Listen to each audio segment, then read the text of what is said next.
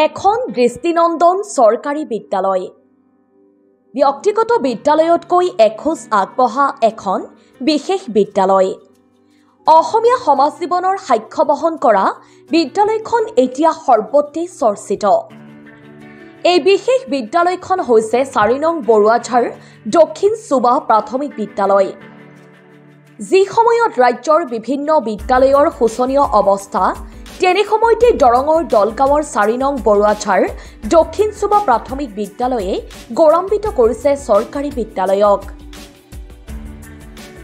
ব্যক্তিগত বহু নামী দামী বিদ্যালয়তকৈ কোনো গুণে কম নহয় এই বিদ্যালয়খন।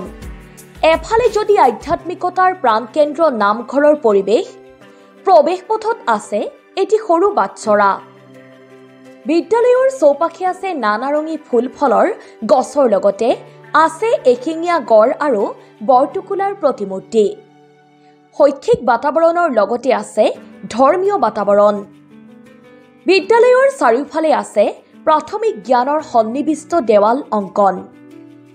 চৰকাৰী বিদ্যালয় নহয় যেন পাৰ্ক অথবা এখন বাগিচাহে। দলগাঁৱৰ এইখন চৰকাৰী বিদ্যালয়ৰ দৃশ্য দেখিলে আপুনিও হ'ব মন্ত্ৰমুগ্ধ।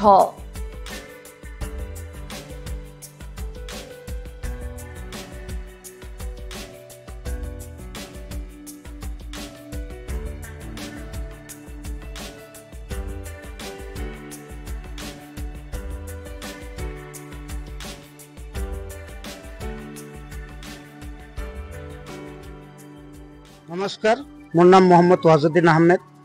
মই ৪ নম্বৰ বৰুৱাঝাৰ দক্ষিণ চুবা প্ৰাথমিক বিদ্যালয়ৰ প্ৰধান শিক্ষক।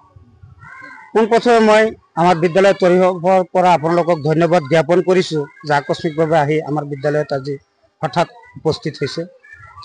এতিয়া কথা হ'ল, চাওক, এইখন বিদ্যালয় আমাৰ যোৱা ২০০৬ চনত অসম সৰ্বশিক্ষা আঁচনিৰ অধীনত আমাৰ পঢ়াশালী হিচাপে স্থাপন কৰা হৈছিল।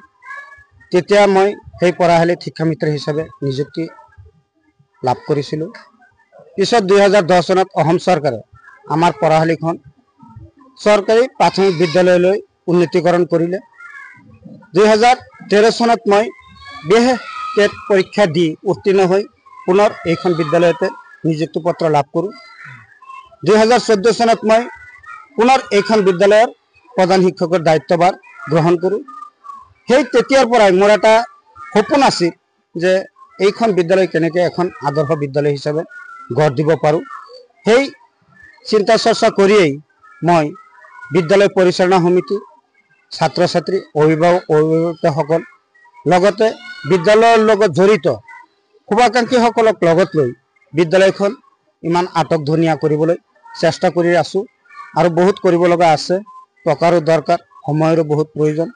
নাই, যিমানখিনি কৰিছোঁ এইখিনিতো চৰকাৰে অনুদানেৰেও কৰিছোঁ, কিন্তু তাৰ লগতে যদি কেতিয়াবা হয়তো কিবা সংযোগ কৰিব লগা হয়, ধৰক কিবা এটা কাম ধৰিছোঁ, তাত ১০,০০০ টকা চৰকাৰৰ ফালৰ পৰা পাইছোঁ, কিন্তু কামটো আমাৰ ইষ্টিমেট টোটেল ১৫,০০০ টকা গৈছে, তেতিয়া হয়তো বিদ্যালয় পৰিচালনা সমিতি বা কেতিয়াবা মোৰ নিজৰ পকেটৰ পৰা সংযোগ কৰি হ'লেও সেই আদৰুৱা কামখিনি মই সম্পূৰ্ণ কৰিম।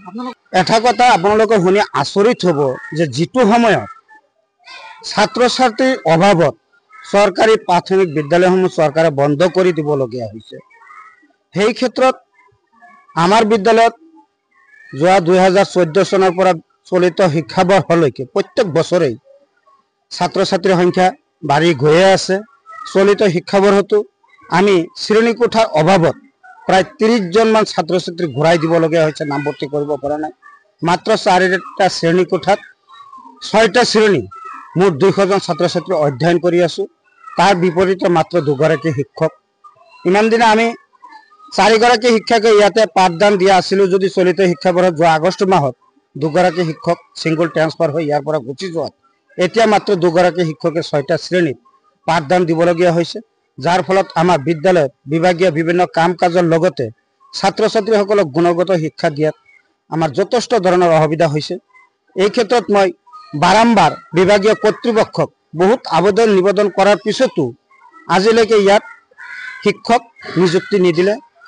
এই ক্ষেত্ৰত মই আপোনালোকৰ এই মাধ্যমৰ যোগেদিয়ে অসমৰ সন্মানীয় মুখ্যমন্ত্ৰী আৰু সন্মানীয় শিক্ষামন্ত্ৰী মহোদয়ক কৰজোৰে অনুৰোধ কৰিছোঁ যাতে এই কণ কণ ছাত্ৰ ছাত্ৰীসকলে ভৱিষ্যতৰ কথা চিন্তা কৰি ইয়াত প্ৰয়োজনীয় শিক্ষক নিযুক্তি দিয়ে।